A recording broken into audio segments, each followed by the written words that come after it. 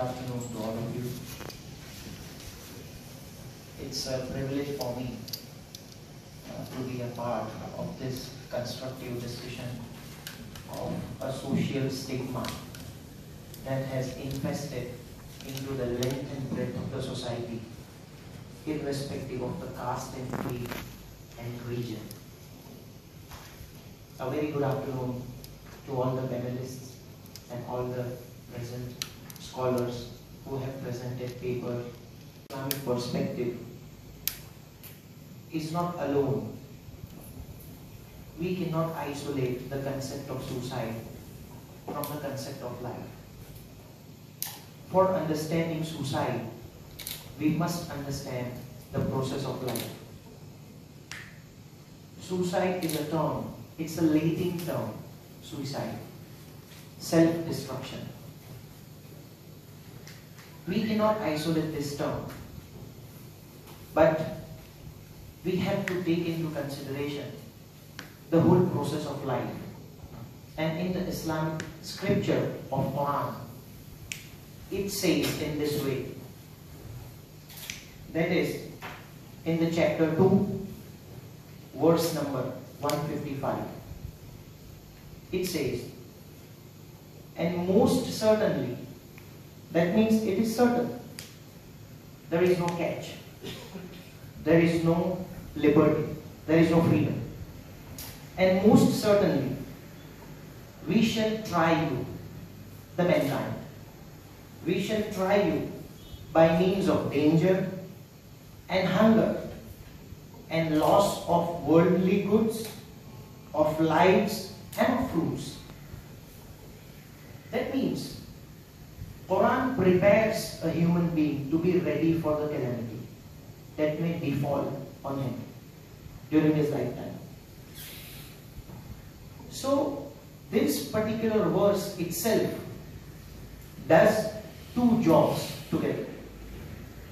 One is preparing human being for the complexity of the life, and other is getting him ready to fight off or to face the calamities of life.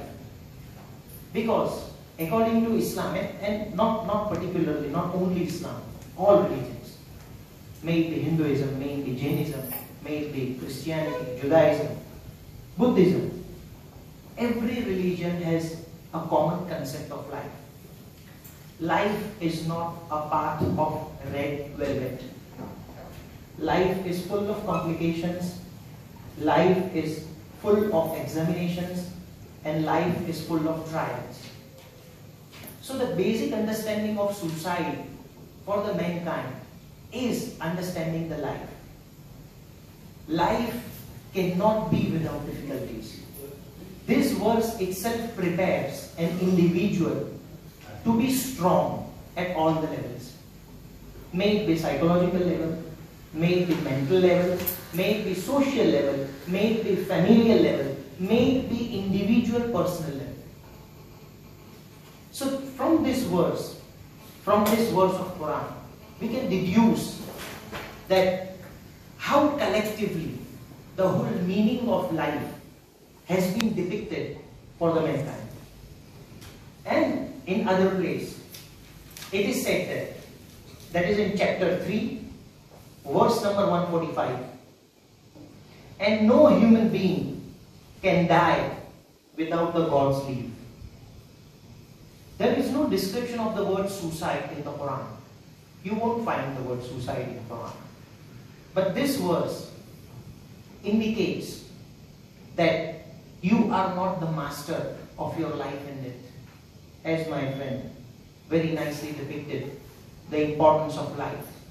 So the thing that is given by God cannot be taken away by you, by yourself, by any means.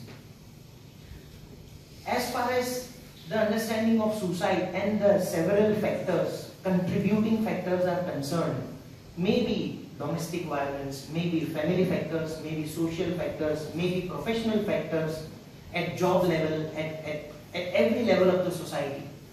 The only thing that can prevent, that we can adopt for taking preventive measures of suicide is to make everyone understand the preciousness and value of life.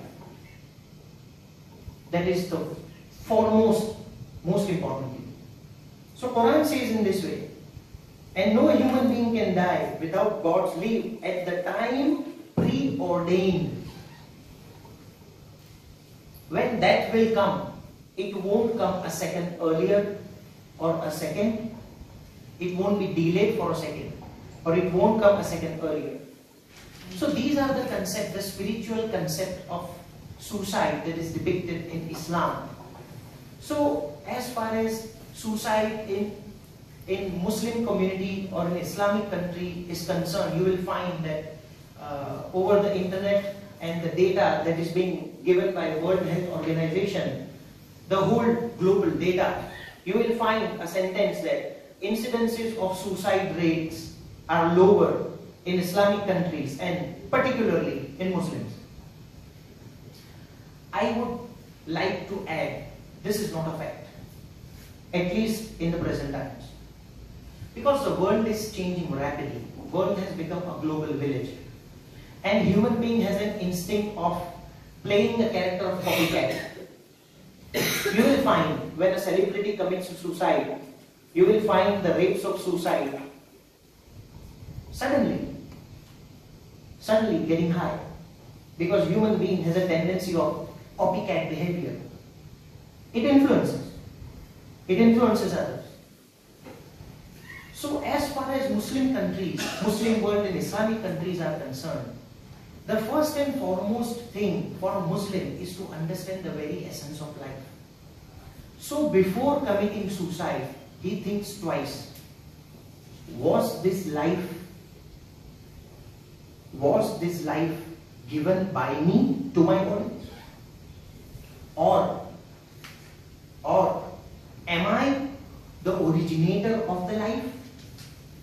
If I am not an originator of the life, and if I have not started this life, then I have no right to sharpen this precious gift of life.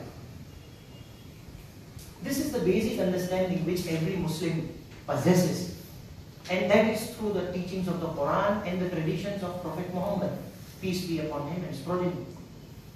Because we have even traditions that during the time of Prophet Muhammad, someone had committed suicide, and when he came to know that the following one person has committed suicide, he said, he has been put away from the grace of Almighty. So that was the approach. Now this is not a hardline approach. We do not look down upon the individuals who possesses this thinking. But yes, the preventive measure is embedded in the understanding of the suicide itself. And in many verses scattered throughout the Quran, it is said that do not destroy one another. La taqtulun nafs, la taqtulu anfusakum, do not destroy one another. Here the term is do not destroy one another. Don't kill anyone, as my friend very correctly said, that the Ten Commandments which were revealed on the Moses, one of the 10 commandments is do not kill yourself or do not kill anyone unjustly. So these are the basic qualities which are taught among the Muslim population regarding the perspective of suicide. And as far as prevention of suicide is concerned, we regularly in our discourses and lectures, in our community gatherings, looking at the current social obligation and the current trends going on worldwide, we emphasize on these points. We make individuals understand your life is not from your only perspective, but your life is a collective blend of each and every color of the life process. That gets that individual into the roots of the essence of life. So it works both the way. It creates awareness and simultaneously it also works as a preventive measure. As far as our community is concerned, Bohra community or general Muslim community, you will find suicide rates very low. I mean negligible. If I'm talking of India, Indian subcontinent. Why? Because if one possesses this understanding, he would accept each and every difficulty of life as a part of life. Do remember, each and every difficulty in the life does not come on its own. Every difficulty of the life has three bases, three foundations. One is the deeds of your past life. Number two, it is just an examination of the Almighty, imtihan. You are being tested by the Almighty. And third, the reflection of your wrongdoings. That is what we say qisas. Qisas is the misdeeds done by you. It is a revenge of your misdeeds that we correctly name in Arabic term as qisas. So these are the three basic understandings, Islamic understandings regarding the suicide. And as far as preventive measures are concerned, we very oftenly highlight these topics among our population, and when we find an individual possessing suicidal thoughts, suicidal tendencies, they come to us. Yeah, at personal level, very often to our spiritual head, and complains about the suicidal thoughts, the dreams of suicide. When an individual complains of such thing, we, first step, as you correctly said, we quietly listen to him. Come out, whatever there pent up in your heart and in your brain, come out with it. We define his difficulty. We make him aware about the reality of the life. And last but not the least, we give him to do tasbih or recitation of the selected verses of the Quran, which helps him a lot. And there are several cases where there were suicidal tendencies, suicidal thoughts. They approached us, we counseled at the personal level.